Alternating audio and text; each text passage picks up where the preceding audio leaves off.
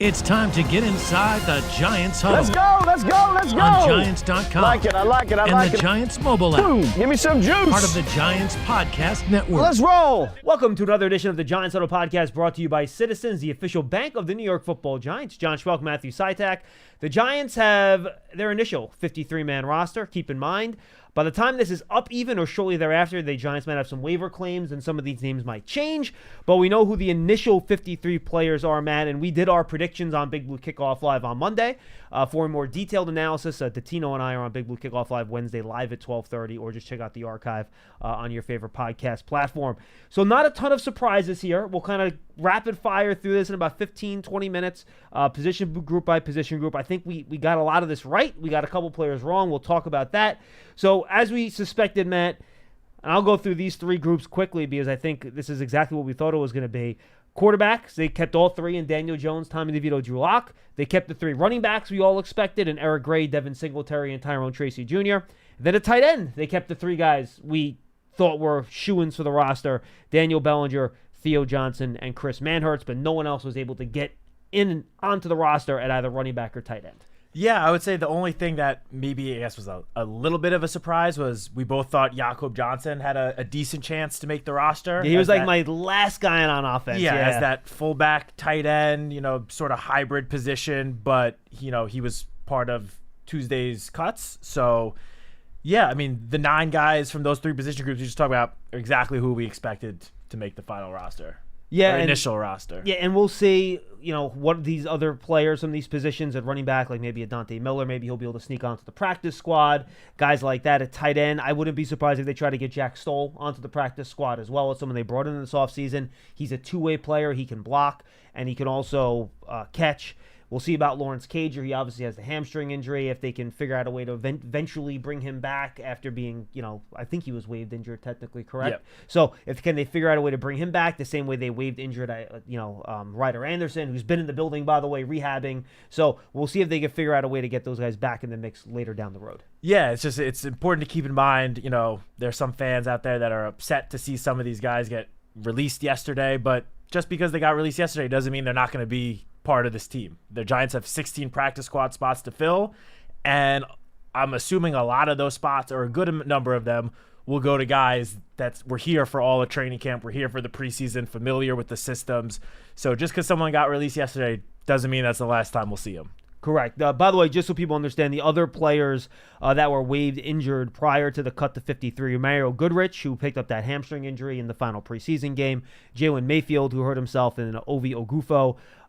Also reserve injured was Isaiah McKenzie, who suffered an injury. Apparently, it was reported by Art Stapleton the night of the game, which I did not see. Otherwise, I would not have put him on my 53 when we did our predictions. So he was another guy that was waived injured. And then we'll get to the defense. Matthew Adams was put on IR prior to the 53, designated to return. So he's someone that can come back as early as 4 games into the season. Well, McKenzie wasn't waived injured. He was just straight up put on injured reserve. So he's out for the season. Mm-hmm. And he cannot play for the Giants in 2024. Excellent note. Good point. All right, wide receivers. Jalen Hyatt, Malik Neighbors, Darius Slayton, Wan'Dale Robinson, obviously the 4 guys we all expected. Then, again, this was an injury thing. We didn't know how serious it was. Gunnar Olszewski, who was out of practice yesterday catching a couple of punts. He made the roster as a return guy and also a special teams player. And then, ahead of Miles Boykin, ahead of Allen Robinson, Bryce Ford-Wheaton, coming off that ACL as a rookie, making a play here as a guy that they think has a lot of special teams capacity with his size and speed combination, which is always what you're looking for in that. And I guess as opposed to Boykin, they probably thought Ford-Wheaton had a little bit more upside as a wide receiver down the road, which is maybe what kind of gave him the final edge when they figured out who that last guy on a wide receiver was going to be. Yeah, I would say this was probably one of the spots that surprised me a little bit, just because there hasn't been a lot of buzz surrounding Bryce Ford-Wheaton this summer. We both thought Miles Boykin had a real good shot at making the team. He seemed to be one of the core special teams players for the Giants during the preseason. But let's not forget, Bryce Ford-Wheaton was playing in that role last year as an undrafted rookie free agent. He was the Giants' primary gunner and looked great in that position before he tore his ACL. And he also flashed as a wide receiver at that time too. We've seen him flash a little bit at wide receiver this summer as well. More quiet than he was last summer, though, at wide receiver. I think that's expected for a guy that's, just about 12 months removed from a torn ACL. I think as we saw with Wan'Dale Robinson last year, as we get further into the season, Bryce Ford-Wheaton is going to start looking more and more like he did prior to the injury. So they clearly were, betting on Bryce Ford-Wheaton with his special teams abilities, along with what they think he can grow into as a potential wide receiver. Absolutely. All right, let's get to the offensive line. You were right. They ended up keeping 10 instead of 9. Austin Schlottman was the 10th guy that you add on. He ended up making the team as the primary backup center. The rest of the group should not surprise anybody. Andrew Thomas, Jermaine Illuminor, John Runyon, John Michael Schmitz, Aaron Stinney, Greg Van Roten, Jake Kubas, the young player, Evan Neal, of course, on, Josh Azudu on, and then, as I mentioned, Austin Schlottman. So those are your 10 offensive linemen. They really have a lot of depth at different spots. So at tackle, you have your 2 starters, Illuminor and Thomas. You have Azudu and Neal that can play tackle behind them. At center, you have Schmitz, you have Schlottman as your backup, and then you have Van Roten and even Runyon as guys that can slide over. And then at guard, you have your 2 starters, or the guys we think are going to start, in Van Roten and Runyon. And then behind them, you have your undrafted free agent, Jake Kubas. I believe he was the only undrafted free agent this year to make the 50. Elijah Chapman. And Elijah Chapman. So those are the 2. Good call. Thank you. Those are the backup guards along with Aaron Stinney. So you have a lot of depth at each one of those offensive line spots in case you get a rash of injuries like the Giants unfortunately had last year. Yeah, I mean, we've spent, I don't know how many 4 or 5 months now talking about all the resources that the Giants put towards the offensive line. We look at the 10 guys that made it. 4 of them were veteran free agent signings, 2 of which we expect to start in Illuminor, or 3, I'm sorry, 5 offensive linemen free agent additions between Illuminor, Runyon, and Van Roten, who we think all 3 of them will start, and then Aaron Stinney and Austin Schlottman, who seem to be 2 of the primary backups, Schlottman at center and Stinney at guard.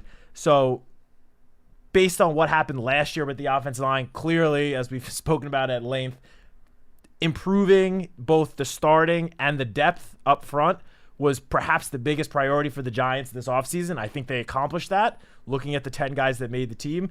And I just want to, give props to Jake Kubas. It's not easy for an undrafted free agent to make the team. The Giants signed him right after the draft. He was part of the group of original undrafted free agents, and he just worked his tail off all the training camp, played well in the preseason. That's one of the guys that, they rewarded him for performing well throughout the summer. You bring these undrafted guys in because you want to see them sort of shine and earn a spot. And there is no doubt about it that Jake Kubas earned his spot on the roster. You're ready for a change. Payday comes early with Citizens, so go to that retreat. New you moves to the country. Now you're raising goats and launching a lifestyle brand. Are you ready for all that life brings? All right, we got about 10 minutes to go here, folks, but before we move on to the next thing here, don't forget football season is coming. In fact, it's almost here, and so is the next college semester. If you need funding, a Citizens student loan could help you pay for 100% of your school certified costs. Get your rate quote in just about 2 minutes at citizensbank.com/pay for college. All right, let's go to defense, Matt. The defensive line ended up looking like both of us thought it would, with 5 guys checking in there: Dexter Lawrence, Elijah Chapman, DJ Davidson, Nacho, Rakeem Nunez-Roches, and Jordan Riley. Yeah, no surprises there. I mean, I expect Dexter and Nacho to probably be the 2 starters, and then the other 3 will have to earn, playing time, earn their spot in the rotation to come in. But if you had to guess, who would have the 3rd most snaps in this group this year? Honestly, I think it'd be Davidson, because he can play nose and he can play 3. Yeah, I guess it'd be Davidson, but it would not surprise me if it's not too long down the road where Elijah Chapman is getting some serious snaps. It might just be on passing situations, but I think he's going to earn himself an actual role, a rotational role on this defense. They ended up keeping 5 edge players. I'm sure you're kicking yourself for not putting Benton Whitley on your initial 53. So close to doing it. I know you were trying. It was hard to get him on. Brian Burns, Kayvon Thibodeau, Boogie Basham, Azeez Ojulari, and Benton Whitley, your 5 edge players. Yeah, again, nothing really surprising there. And just like I was talking about with Jake Kubas, Whitley is another guy that he just straight up earned his spot by playing so well in the preseason. I know we spoke about on Monday that he showed up a little bit more in the preseason games rather than in practice. Which, by the way, is not a bad thing. No, definitely not a bad thing. I mean, if you have to choose one or the other, I think you'd rather the guy show up in the game situation. And I really think his performance against the Jets this past weekend really is what solidified his spot on the team. Yeah, I think you're probably right. He had a great game in the second half against the Texans too, rushing the passer late in that game, and against Detroit. He did well in all three of those games. The inside linebackers and off-ball linebackers, this is where they kept a lot of numbers, and my guess is because some of these guys are banged up, so they want to make sure that they have guys that are healthy in week one. So Bobby Okereke, obviously, Carter Coughlin, who's coming off injury, Deontay Johnson, who's coming off injury, Micah McFadden, who's coming off injury, and then you have Darius Muasau. So they ended up keeping 5 of those off-ball inside linebacker types, and a lot of those guys are going to have a huge role in special teams as well as playing in your base defense. Yeah, for sure. Other than, Bobby Okereke and I guess Micah McFadden, you'd presume when he's healthy, I think all the other 3 guys will contribute right away on special teams, and by the way, assuming they're healthy. In the second preseason game, McFadden was actually on some special teams as well. Yeah, so he might actually get some special teams play too. Yeah, that wouldn't surprise me either. I guess Deontay Johnson was the only one of this group that I didn't have on my final 53-man roster prediction, but that's because I thought Matthew Adams would make it. And as you mentioned earlier, Matthew Adams was put on IR, designated to return, so he's going to miss at least the first 4 games. Had I known the severity of that injury, I probably would have put Deontay Johnson as the 5th inside linebacker. But yeah, again, no surprises. Deontay Johnson looked great at the start of training camp, played great in that Lions preseason game before he injured himself. Hopefully it's not long before we see him back on the field. And again, we'll see. This thing could change in a couple hours too. So we'll see how true. that goes. Finally, defensive backfield. Wow, this is a young group when you take a look at it. And just to note, Isaiah Simmons is included in this group. So we have it on the website as DBs. Let's, for our purposes, try to split this into corners and safeties here a little bit. And we'll just take Isaiah Simmons and put him into he does a little bit of 3 different positions and kind of push him off to the side. Yep. So cornerback, we have obviously Deonte Banks and Cordell Flott and Nick McLeod. Then Drew Phillips inside, and then Trey Hawkins is kind of your backup perimeter defensive back. These are guys that all of which did not play in the final preseason game, so it was not difficult to figure out which one of these guys were going to be on the final roster. Yeah, no surprises with that cornerback group. Drew Phillips really earned, as Coach said at the beginning of training camp, no rookies were going to be handed starting spots. They have to earn them. And in the limited action Drew Phillips had, it seems like he earned that starting nickel corner job. He just played well. It brings a toughness to the defense that you don't see a lot from rookie cornerbacks even. I'm excited to see him come week 1.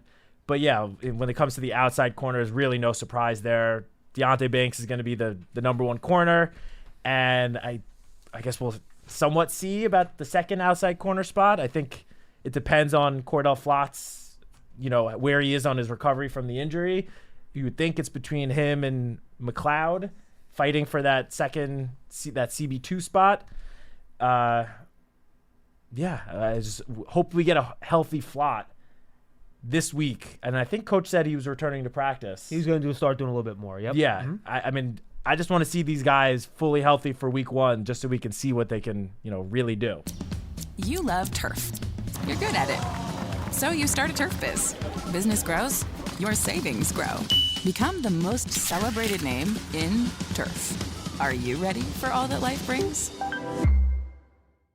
And it does look like most of the guys that are supposed to get a lot of playing time are working their way back into practice, so I'm not sure there's going to be any guys that are really held back by injury in week 1, which after you're coming out of a long camp, very, very fortunate. Look at some of the other teams around the league. There's a lot of teams that have, the Giants played the Cowboys in week 4, right? They lost their starting corner to, he's surgery on a stretch fracture on his foot. I'm trying to think of some of the other guys that have suffered season-long injuries, but there's a lot of Milano on the Bills. The Bills have had a couple guys that have gone out. So it's just, very, very fortunate as of now that the Giants have not suffered any of those very serious injuries. Yep. We thought there might have been one time with Tracy Jr., and then he ended up dodging a bullet, and he was back on the field 2 days later, which is insane. At safety, again, a young group. Javarius Owens managed to get on, and then of course you have the 3 that we think are going to share most of those snaps at the spot, and Jason Pinnock, Dane Belton, and rookie Tyler Newman. Yeah, again, really no surprises there. I think we both had Javarius Owens making the 53-man roster on our final predictions, probably one of the last spots. Yep. No surprises with this group. I, wouldn't be surprised if defensive backs in general is an area that The front office might try to, attack in waivers depending on who's available, who they could potentially try to grab. Wouldn't surprise me to see them active in that position group. All right, final 2 points here. First, special teams, Casey Kreider, Graham Gano, Jamie Gillen, no surprise there. They did name, let me talk about the defensive backroom for a second, Matt, and again, I'll do more of this on Big Blue Kickoff Live. So in their defensive backfield, all right, the Giants have two 22-year-olds on the team. That's it. Jalen Hyatt, the other one is Drew Phillips, who's going to be the Giants starting nickel. Deontay Banks, Cordell Flott, Dane Belton, Tyler Nubin. They're all 23 years old. All right? It's a young group. So you're looking at 5 of the guys that are supposed to play a majority of the snaps for you are either 22 or 23 years old. And then the veterans of the group, I'm doing air quotes for those of you listening. Jason Pinnock is 25, and Nick McLeod is 26. Both going into year 4 in the NFL, I believe. Yeah, I believe Nick McLeod might be year 5. Pinnock is year 5, 4. but he didn't play one of those years. Yeah, I would. Let me look it up right now. Hold on. But I actually wanted to look up Javarius Owens because I did not put that in the story yet, and I should look up to see what year he is on. But yeah, it's just a very, very, very, again, I'll emphasize, very young group. So just real quickly looking at the safeties here, Javarius Owens is 24. Pinnock is in his 4th year, and Nick McLeod must be listed as a DB. CB. He's CB? Yeah. Okay, and he is in his 4th year as well. You were correct. So it's a very young group. Very young group. They're gonna, the defense is going to need some of these young guys to really take a step in their development this year. If they do, the sky's the limit for this defense. Yeah, 100%. Now, they also named captains. Last year, there were 10, and Brian Dable kind of indicated they went down to 5 this year. It was more because of the nature of the voting than it was any conscious decision on his part. So my guess is that the votes last year must have just been spread out among different players a lot more, and they were really concentrated this year. So none of these captains should surprise people. Daniel Jones, Andrew Thomas on offense, Dexter Lawrence, Bobby Okereke on defense, and then Casey Kreider at special teams. Yeah, all 5 of these guys have been captains for the Giants at least one other season prior to this year. It's no new captains. I know some people might be surprised about Casey Kreider, but he was a captain a couple of years ago. And this represented him and Graham Gano were both special teams captains. I believe it was the 2022 season. But yeah, these are exactly the guys I expected to be captains. We didn't know the number of captains. I thought there could have been another 1 or 2 potentially, but none of these 5 guys surprised me in the slightest. These are the leading voices in the locker room. And, of course, stay tuned to Giants.com for continuing news on other changes or alterations that might be made to this initial 53. The waiver deadline, not deadline, but the waiver claims get processed, I believe, at noon today, if I'm not mistaken. Yes. So hopefully we'll get some word of that before we go live on Big Blue Kickoff Live at 12:30. Stay tuned to that. And, of course, go to the different podcast platforms as we continue to break down what this Giants roster will look like heading into Week 1, which, oh, my gosh, Citak, it is finally only 12 days away. I know. We get our first regular season football game. I know. We got a nice little weekend somewhat off and then go right into Week 1. I couldn't be more excited. Yes, and I will once again thank the NFL gods for removing roster cutdown day from Labor Day weekend and putting it on a weekday. I will just want to say, though, today is the day for the initial wave of waiver claims, but that doesn't mean that is it. Correct. It was 2 years ago that the Giants claimed Tyree Phillips off of waivers on like the 2nd or 3rd wave of waivers. After, I think it was the Ravens claimed someone, they let Tyree Phillips go, and then the Giants claimed him after. So this is going to be a very fluid roster for the next at least couple of days. And important into Week 1. And important to note, teams sometimes want to wait for veterans until after Week 1, so you don't have to guarantee their salary for the whole year. So they could be even more important additions of veteran players that are vested after that Week 1 game gets played. For Matthew Citak, I'm John Schmeelk. That's the Giants Huddle Podcast brought to you by Citizens, the official bank of the Giants. We'll see you next time. The all-electric Chevy Equinox EV combines everything you need when you're ready to go EV. Starting at $34,995, the 2025 Equinox EVLT gives you an impressive balance of all-electric range, safety features for peace of mind, and effortless technology, including the 17.7-inch diagonal display screen, all at a price you'll love. The Chevy Equinox EV is the fun-to-drive, all-electric SUV that gives you what you need to do exactly what you want. The manufacturer's suggested retail price excludes tax, title, license, dealer fees, and optional equipment. Dealer sets final price. To learn more, visit Chevy.com/Equinox EV.